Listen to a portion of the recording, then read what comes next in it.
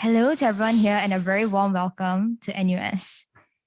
And for those joining us via Zoom webinar, hi there and hope you enjoyed today's session. So thank you for joining us at today's masterclass, In God We Trust, All Others Must Bring Data. Now, before we begin, there are some housekeeping announcements. Please adhere to the safe distancing of 1 meter apart at all times. Sit in the designated seats. As you can see here is the lack of a sticker, which you should be sitting on. A few of you are sitting on the sticker, so please help me to check that you're on a seat without a sticker. Just double check and we should be good to go. Thank you. Okay. And as for your masks, as per standard protocol, keep them on at all times. In event of an emergency, please follow the direction of the ushers, which will be those in blue. We have Anna on my left, and myself, Kavya. And at the end of the masterclass, please exit the lecture theatre using the door on your right. And there'll be a Q&A session at the end of the masterclass, but feel free to send in your questions via the QR code or via the PollEV website at pollev.com Q&ALT26. Again, that is pollev.com Q&ALT26. And for those joining us via the webinar, should the Zoom disconnect, please join us at the same link. Speaking today is Associate Professor Yap Won Bing from the Department of Stats and Data Science. He is the Assistant Dean of Outreach and Education at the Faculty of Science and has his bachelor and master degrees in mathematics from NUS. He attained his PhD in statistics from the University of California, and he will be highlighting the important role that statistics plays in data analysis and how our students have benefited from taking a course in statistics. Let's welcome Prof. Yap.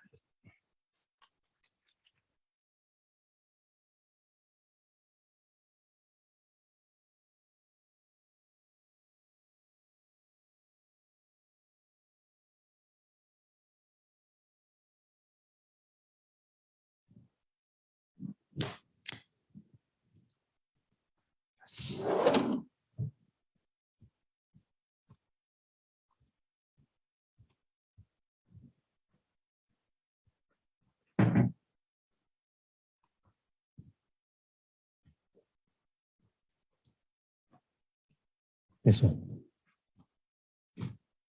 This one. This one. No, the bottom one. Yeah, the middle.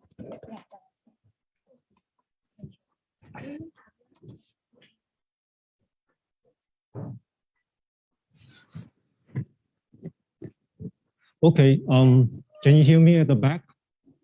Okay, thanks, Yvonne.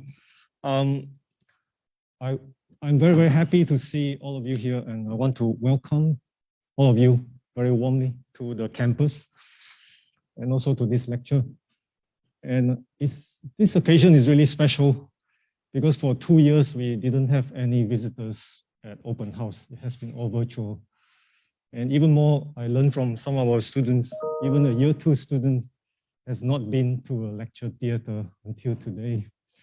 So it's quite special. This COVID makes things interesting. So I'm going to just run you through some big ideas about what statistics is about, and hopefully that will either encourage you to study it or look for something else. So that's my mission today.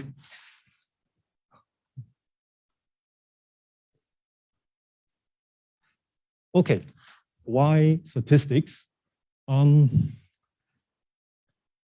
If you ask me to describe in a sentence, I would say this: statistics, please have a seat. Anywhere without the heart with the red thing in the middle, you can sit. To me, statistics is really about data analysis. And I think we ought to think about it as more than just a science. It is also an art. So I would say it's an art and science of data analysis.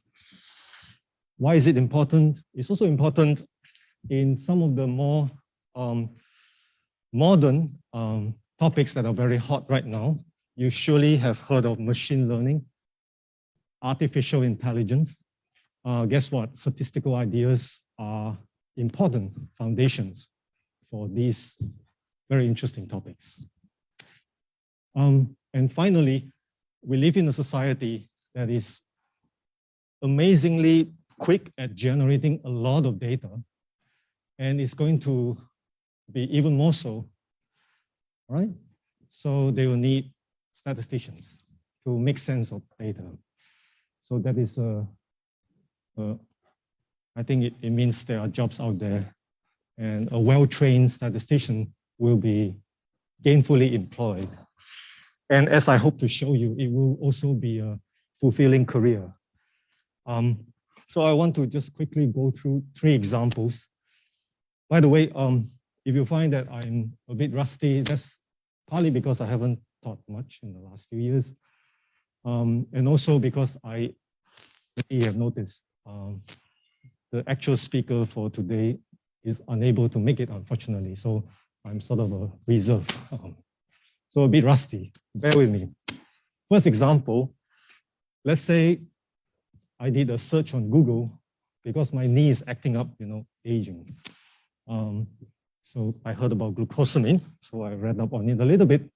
And then I opened Facebook, and suddenly I get all advertisements of various glucosamine products, brands, and even other things that it's supposed to help my knee, right? So, I think nowadays we are not amazed by this thing anymore. But if you imagine your maybe grandparents being amazed, then they might think, oh, Facebook is reading my mind. I was thinking about glucosamine. Well, the truth is more prosaic, but no less interesting or fascinating. Facebook collects data, or rather gets data from Google, and then went ahead to do some computation, some guessing, some modeling, some prediction, and guess that you might be interested to buy such things. So that is obviously terribly important, if only for making a lot of money for many companies, but also many governments would be doing a lot of this to be better at doing things, right? So I would say, in general, many organizations will be looking to do more of such data analysis on the fly, right? Very quick ones to try to do things better. This is huge because it's going to apply to all kinds of organizations that have the capability to collect data. And there will be almost any decent sized companies and even small ones. Next example, of course, who can run away from talking about the epidemic? Well, statisticians are important.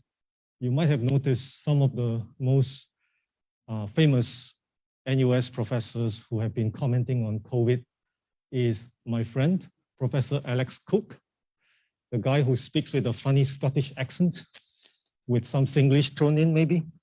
He works in the School of Public Health. Yeah. So he is a statistician. And what they have been doing for the last few years is to constantly improving their mathematical models to try to make predictions and to help manage the situation or even improve the situation.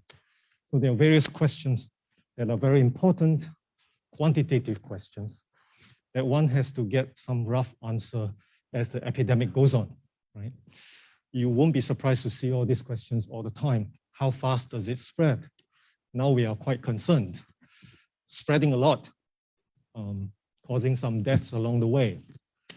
How many do we expect? How many cases every day? Or the next week, next month? As you go further in front, it gets harder to predict. That is not surprising. Well, very important, how much resources do we need to devote to the sick people? Right? Hospital beds, ICU spaces. How many masks should we provide? If you remember 2 years ago when the epidemic started, I think we were short on masks. Right? Later, we got a lot of masks. Now it's not an issue anymore. We get free masks. We can get here and there. And last one is also very important. I think it is quite amazing that despite the pandemic, our food supply has hardly been affected. the prices have gone up. But you know, you look at NTUC Cold Storage Sheng Siong, the shelves are still so full of food stuff. That is a miracle. Someone works very hard to make that happen. Okay, so that's about controlling epidemic. And later in the epidemic, we developed vaccines, right? For some smart people, some biotechnologists. We came up with a few vaccines. Now, there's a lot of controversy about vaccine, right? We read about anti-vaxxers, mostly in the West, but they are everywhere in every society. Why are there such people? I think one reason is simply the world is messy, it's complicated. There is no silver bullet. Silver bullet means a panacea, something that cures 100% and causes no ill effect. 100% effective, 0% side effect. There is no such thing in the real world. Given any vaccine, hopefully most people will benefit, but unfortunately a few will be harmed. That's the reality. So how do we deal with that? Statisticians come in. We try to quantify how good a vaccine is and how bad it can be, as well as we can.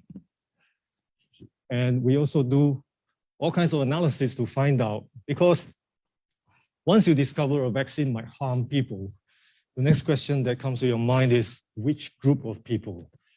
The older ones, maybe the males, maybe the older males, maybe people with diabetes. There are all sorts of questions that are important. And a statistician is trained to zoom into these kind of questions to try to get answers. And actually, the vaccines work is sort of a miracle. It's also a scientific triumph. How do we know a vaccine works? It takes an army of scientists and statisticians to design experiments to prove that it works. Otherwise, it wouldn't be approved by the government. So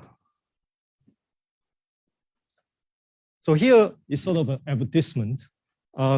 You might have already heard that this College of Humanities and Sciences, which started last year, so the incoming students would be the second batch. One of the hallmarks of this college is the emphasis on interdisciplinary learning. So every student will have a major, right? You focus on a discipline, but we also want students to be broader. Therefore, the big word interdisciplinary, I would shorten it to inter-D. And here, what I want to kind of propose is statistics by its nature is kind of already inter-D, okay? Why?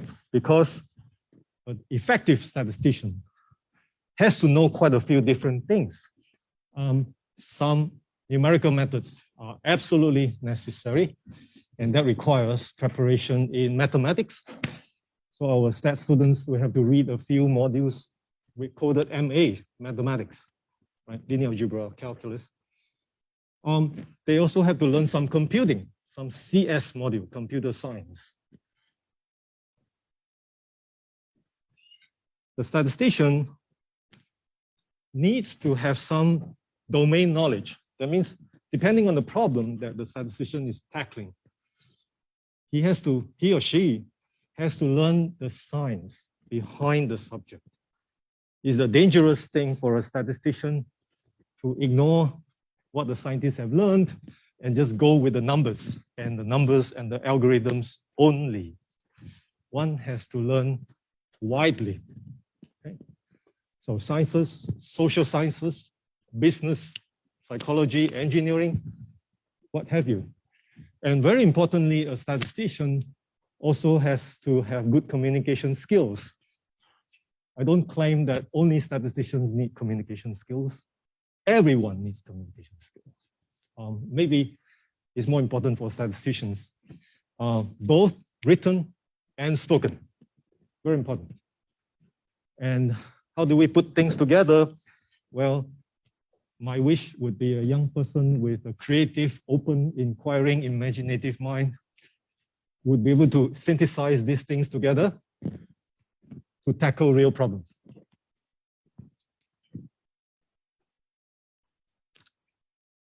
I just want to make a comment about algorithms.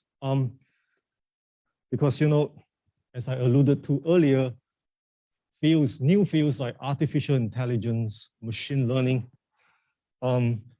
puts a lot of emphasis on algorithms. And they are truly important. But I just want to pull on the brake a little bit to sort of voice out my reservation about a belief that all problems in the world can be solved by running the correct algorithms. Why? Because, again, life is messy. Okay? So let's celebrate a 400-year-old algorithm. Solving a quadratic equation, ax squared plus bx plus c equals 0, the solutions are those two things. Could be complex, could be real, could be equal, right? That's very nice, very neat. It completely solves the problem. But the real problems are usually not like that. When you solve a quadratic equation with real values a, b, and c, you assume you know the value exactly. In a real problem, you have uncertainty about what the values are. More seriously, you also have uncertainty about the relationship. You're not even sure this equation is correct for the problem. Okay? So even if you have a perfect algorithm for solving the quadratic, you may not be solving the real problem. I think that's one way to put it. So algorithms are very, very important in statistics, in mathematics, in many, many sciences. But I just want to caution against the belief that you can just automatically run a bunch of algorithms to solve real problems. We still need a human mind to think about the problem, to understand what it means, and to find creative ways to help us solve it. And I would argue that majoring in statistics is an excellent way to learn how to think this way about algorithms and about how the algorithms relate to real problems and how they solve problems, and sometimes they don't. Then you'll find a better solution. Okay, that's pretty heavy, huh? I think next one is easier. Now I want to just spend one slide to tell you we have some very good lecturers in the department. So I took out two samples of what students wrote about two lecturers that they like. The first one is a first year module as a service module. As you can see, the life science students have to take a stat module or two. I think Anna has taken it, yeah. And she thumbs up just to humor me, or maybe. And the second one is a fourth year statistics module. As you can see, the title is heavy, is intensive. That's for the stats major. And I'm going to spend the next two slides to tell you that we're also acutely aware that students need some exposure to the workplace. So we strongly encourage all our majors to go on internship. So I can't stress the importance of this, but I think young people nowadays mostly have this idea. So this is one student who was in year 3 when she went out to work in a company. So our internship requires them to write a report every week, and then a supervisor will check on the reports and write comments. And this is week 1. So the student quickly realized in week 1 that problem solving, analytical thinking, very, very important in the real world. And it seems that our modules prepare them for that. But wait till you read week 2. Student quite frank, that's good. Learning process, you make some mistakes. It's better to make a mistake in week 2 of an internship than month number 3 in your real job. Yeah? So the student realized that they might have learned all the theory, but the point of the internship is to connect to the real problems. And really confront how messy really things are. Yeah? So I think I'm almost at the end. Yeah, the last slide is just a thank you. But I want to say something to conclude, okay? How many of you have heard of the very famous AI program called AlphaGo? Quite a few of you? Okay, if you haven't heard, you can quickly Google it in your leisure. It's just ALPHAGO, one single word. Alpha, the first alphabet in the Greek, the first letter in the Greek alphabet. Go is an ancient game played by the Chinese, the Japanese, and the Koreans mostly. So in 2016, about 5-6 years ago, this program made astonishing news of beating about the world's best Go player, a certain Korean grandmaster. So that is an amazing accomplishment. Even more amazing because AlphaGo could learn to become better by playing the game against itself and learning from mistakes, right? No human will be able to stomach that. We will find it so boring to play against ourselves. It's no fun. Let's play with another person. But that's how machine learning, deep learning can do for you to train a machine to be very good at playing Go. So what is the point of telling you this? I just want to make the point that I wrote it down so that I can read it more carefully. So it might sound like a script. It is a script. So I just want to say, unlike chess or Go, which have largely been cracked by AI, right? Although people still play. And I might add, besides chess and Go, video games also. Yeah? They are not like real problems because real problems are too complicated, too unpredictable to yield to automatic use of algorithms. Okay? Chess, very clear rules. Go, very clear rules. Even video games, very clear. The AI have a very good go at it. It's impressive, but let's recognize those are not like real problems. Okay? Messy, very hard. Still, in the chaos that you see outside in the world, there are still numerical patterns, clues, waiting for the statistician to work on. Okay? And that is one good way to get us to understand the world a bit better.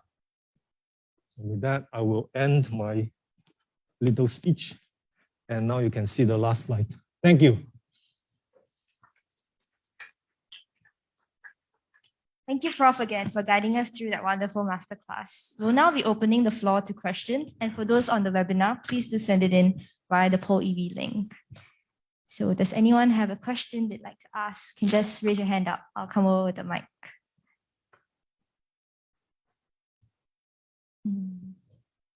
You can check the poll EV.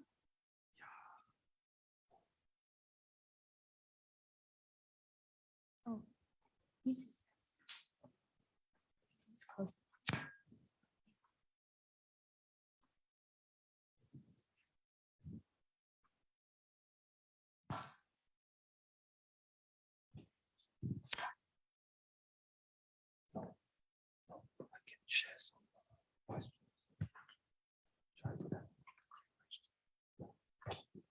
Okay, maybe I can ask a question. I was wondering, maybe you can give us a quick rundown of R because it's something pretty important to stats.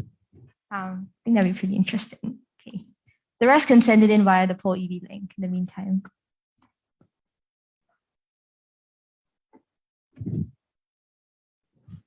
Okay, thanks, Kavya. I will get to R in a minute, but I thought it's fun to play some guessing games first. You know? I forgot to tell you, to study statistics, you got to learn quite a lot of probability. So let's think a little bit about probability. After all, this is a masterclass, right? Maybe some of you are a bit disappointed that this guy didn't talk about technical stuff at all. So here's a little bit. Let's imagine, all right, thanks. Imagine I have 100 fair coins. Fair means 50-50 head or tail, right? So you toss 100 at one go. You see 100 coins lying flat on the ground. Let's say you have a super duper AI machine that can take a picture and just count how many heads there are. So you straight away get the answer. This throw, I got 55 heads and therefore 45 tails. Imagine, you can imagine that. So I want you to imagine now repeating the experiment 10,000 times. And of course, the second number is a typo. You should get 10,000 numbers. And each number is a number of heads within the 100 coins. Therefore, each of the 10,000 numbers is between 0 and 100. Okay, so far? Yeah, okay. So in training statisticians, we also train how to imagine an Excel sheet with 10,000 rows and one column, all right? So now you have 10,000 numbers, each one between 0 and 100. Now, can we answer the first question about the average of the 10,000 numbers? It should be around A, 25, B, 50, C, 75. Who disagrees with B? No one. Okay, so everyone agrees with B. That's very effective teaching, right? All right. I think we agree it should be around 50, huh? Because it's fair. Next one, a bit harder. You might have learned about standard deviation, which is a number that tells you how spread out the 1,000 numbers are, right? So would you want to make a guess without Googling what would be the standard deviation roughly? A, B, C, D, E. So maybe think a little bit, call your mother, make a guess. I'll take a poll by hand. After about 10 seconds. Don't worry if you get it wrong. Intuition is often, or I shouldn't say often, is more often wrong than we want to accept. So it's okay to get it wrong. Very important to make a guess. Because once you make a guess, then it's exciting because it could be wrong. You must get used to that. Okay, so I want everyone to indicate a choice, A, B, C, D, E. And I will quickly show you on R how we can find the answer very quickly. Okay, so you won't be wondering over the weekend what is the answer. All right, can I have a show of hands? Who choose A? Nobody, okay. Maybe I need to come back later. Who thinks the answer should be B? One hand there. Any other? One other hand there. Okay, 3. Okay, I wish I have a camera here to make sure everyone has put up the hand once. Now, I trust you. C, 15. 15. Okay, quite a lot. All right. 25. 25. I see Bada also put up your hand, right? Bada. Oh, Bada is my colleague in the faculty. Okay, finally, E, 50. That's one answer, 50. Okay, all right. Let's find out. I will show you a bit of R very quickly.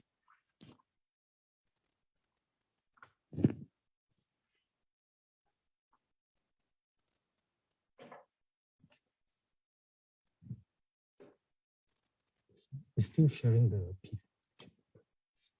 Okay, for the benefit of the virtual audience, I got to share this R. Yeah. All right, thanks, Kavya, for the reminder. I'll share it. Okay, so in R, first I need to generate the outcome of tossing 100 fair coins. The magic command is R by norm, which means random binomial.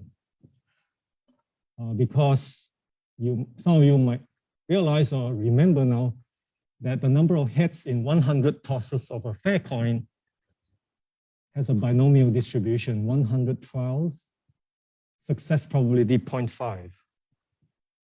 I just can't remember what to put in, so I cheat by doing this. Then R tells me, oh, there should be an N. So N is the number of times I want to repeat the experiment.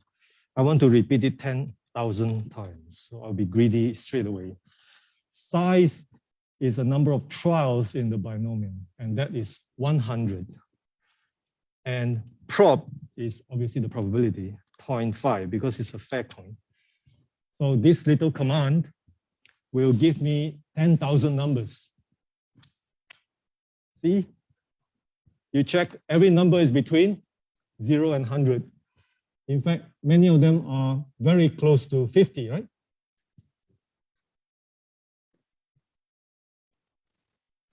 What is the standard deviation? Well, I didn't save it as an object. It's easier if I say, let this be X. So I put an X equal to this thing, and then everything will be stored in X. Of course, it will look different now. So we call this a simulation, right? It's like the computer is really tossing coins, but actually it's not. It's going to generate new random numbers. Now to calculate the standard deviation is quite simple. I think it's called SD of X. Okay, now remember your choices. Remember, you must remember, and then you must confront the possibility that you're wrong. It's fine. We learn from experience. Drum roll, and the answer is around 5. Okay, you might say, you told us every time I run the experiment, it will be different. So this number might be different. Next time it might be 10, right? So never mind. I will run it one more time. And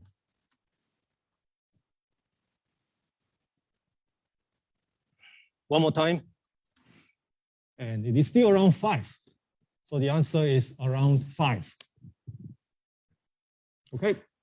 And I want to also tell you the importance of theory. This is one part of statistics, which has to do with computing. The CS people should forgive us for saying doing R is computing, but it is a computing language. Yeah, I want to tell you that you already know enough theory if you have learned binomial distribution. Maybe some of you might recall there's a nice formula for the variance of a binomial distribution. N times P times 1 minus P, that is the variance. And the standard deviation is the square root of that, right? So we can calculate the theoretical standard deviation actually. We take the square root of the variance. 100 times 0.5 times 1 minus P is also 0.5. What is that? You can actually do it by hand, and you should be able to, but it's okay. R is also an obliging calculator. It is 5. Okay, so that is a little lesson in probability. I hope it illustrates a few things. You can calculate something like the variance or standard deviation of a random variable.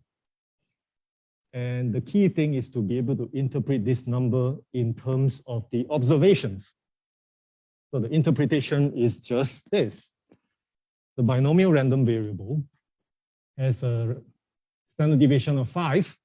What that means is if I generate many observations from the random variable, the standard deviation of the data is around 5. You don't expect it to be exactly equal, it's around 5. 1 minute. Thank you. 1 minute only. Okay. I have only 1 minute, so I will entertain you with another question. This one I won't give you Prof, answer. there's some questions in the chat. We are going Okay. to answer. Let me take. Sorry.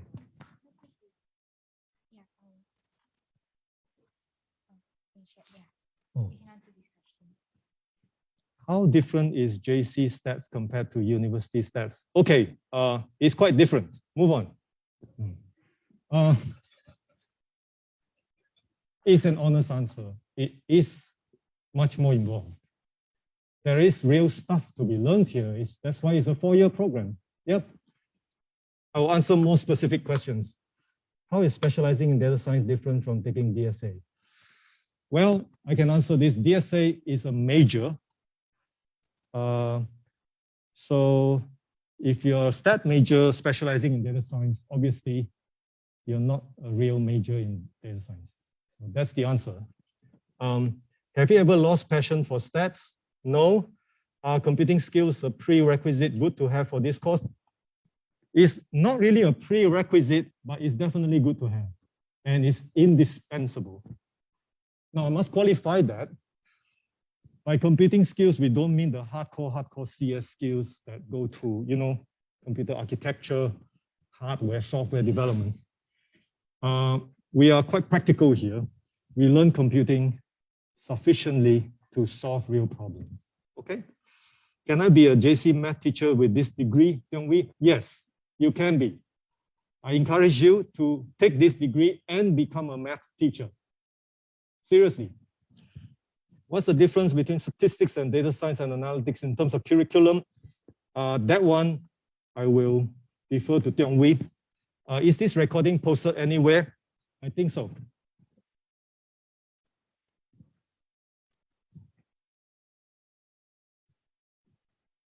Okay, thanks, Dr. Yap. Difference between statistics and DSA in terms of curriculum, not too much for the first 2 years, because there is the CHS core curriculum, okay, which is essentially 13 modules that students need to complete. I think maybe 2/3 of it needs to be completed within the first 2 years of study.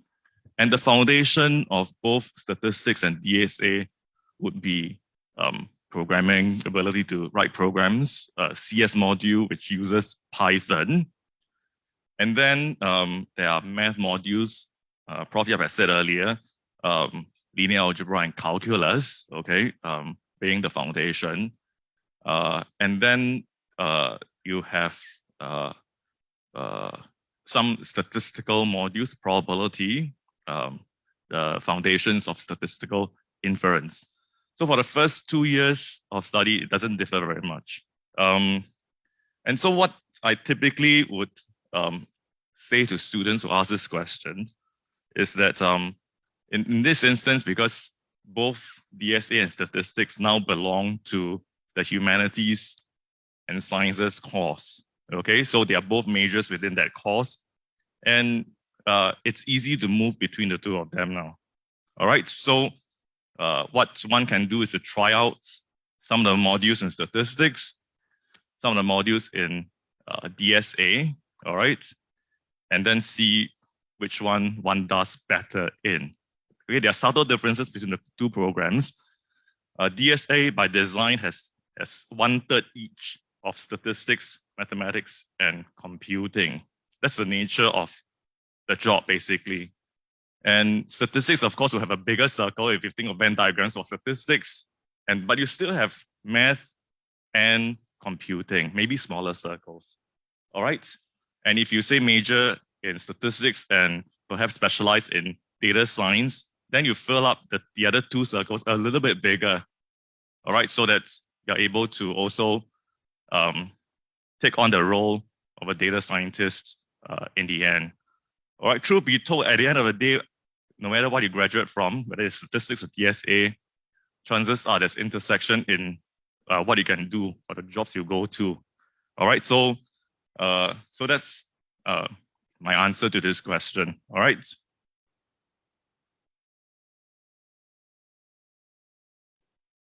How big is a stat cohort?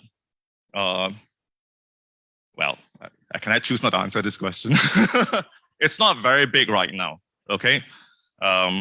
And to some extent, it's disappointing to us, okay, because we see many students chasing hot keywords, the hot keyword being data science.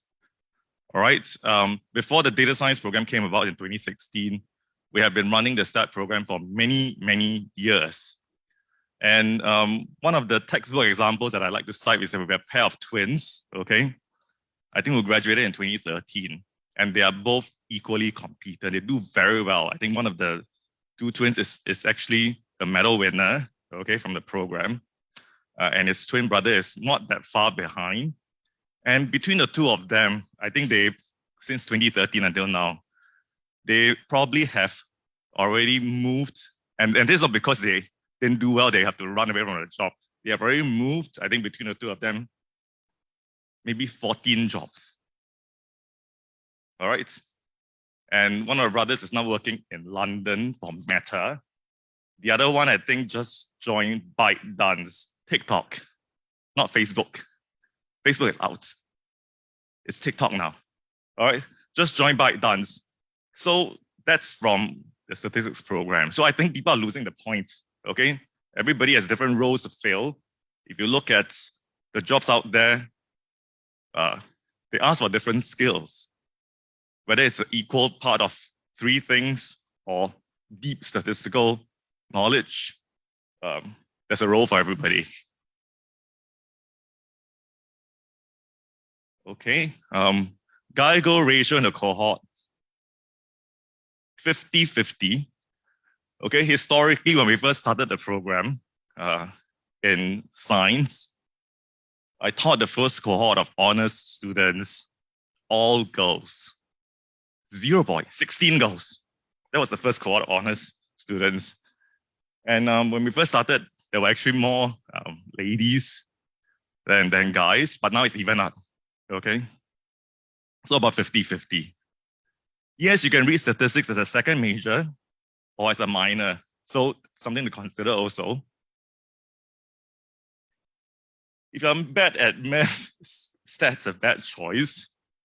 You'll probably have to work very hard. It's quite different from math. It's not just math. All right, I think what Prof. Yap has shown us earlier is that there is also statistical thinking. All right, it's problem solving as well. So it's not just all math. You have to think about how you want to approach the problem. All right, and then you drill down and see what techniques are suitable. So that there is a set of logical thinking that we need to go through. So it's not just all math. Yeah. There's a difference between math and stat, yes. Good point. Okay, any other questions?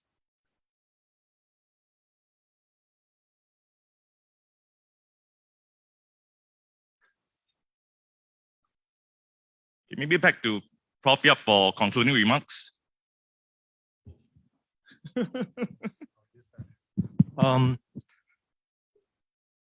Yeah, actually, I don't really have concluding remarks except thank you. But I do have one more game to share with you. Okay, to the parents here, I must do the disclaimer again. I'm not encouraging your children to go gambling, okay? But probability had its root in gambling. In the Middle Ages, the Italians, the Europeans, once they got rich, they had a lot of free time, they gambled a lot. So they learned a lot of probability theory the hard way. Here is one, okay? So disclaimer again, I'm not encouraging gambling, but we can imagine betting. So here is an imitation. Before I toss 100 fair coins, now you have a fair idea of what will happen when I toss 100 fair coins. I want to invite you to imagine putting $1 on the table to bet on this event. The event being, I will get less than 34 heads in total. Okay, so remember the possibilities are from 0 to 100, quite a big spread. And I'm betting on this event happening, less than 34. So in case you're totally clueless about betting, what it means is you put the dollar down, you're wishing this event to happen, because if this happens, you win. What happens when you win? You quickly take your dollar back in case I take it. And I must compensate you some money. That is your winning. And I call it G. I need to give you G dollars. Okay? That's what hook you in to gamble with me. The question is, how big do you think G should be? How much should I offer before you would be willing to put $1 on the table to play with me? Obviously, if you lose, you just lose your dollar. It's a small loss, right? It's a small gamble for the potentially big gain. It's a bit like buying Toto. Remember recently there was a huge Toto. I think some retirees spent thousands of dollars to buy tickets. Don't know whether he won or not. Probably not, but it's similar kind of thing. So again, don't calculate anything. Don't ask any profs in statistics. Use your hunch, make a guess, and I'll give you multiple choice again, okay? I'll give you several choices and see how greedy you are. Don't be too greedy, okay? All right, I will start. My first offer of G is $2. My logic is because it's 1/3 the range, you know? There's a one taker, you're going to play. If I give you $2 when you win, okay. Anyone else? No one, huh? Next offer, $10. Who will play if I agree to compensate $10? Come on, put up your hand. I know many of you are moved already. Put up your hand. You will play because it looks good, right? Okay, very good. But still have a half who are very greedy, you know. So I must up the stake some more. All right, $100. Can you resist that? You can't, right? Can you resist that? Come on, put up your hands. All the rest of you play already, right? Okay, very good. Dean, are you going to play? That's our Dean of Science there, Professor Sun Yaneng. Okay, I shall not ask Tiong Wee because he knows. Everyone has put up the hand already, right? Okay. Let's keep it that way. You're not going to lose your money. I'll just tell you the answer. If you're curious about why the answer is like that, you need to study some probability. Maybe the best is to come to study statistics with us. Okay, so I'll tell you the answer first. The answer is around $2,000. Let that sink in. That shows you how unlikely this event is, hard it is to believe. So you see, learning some probability is useful. You won't get scammed this way. Oh, okay, thank you.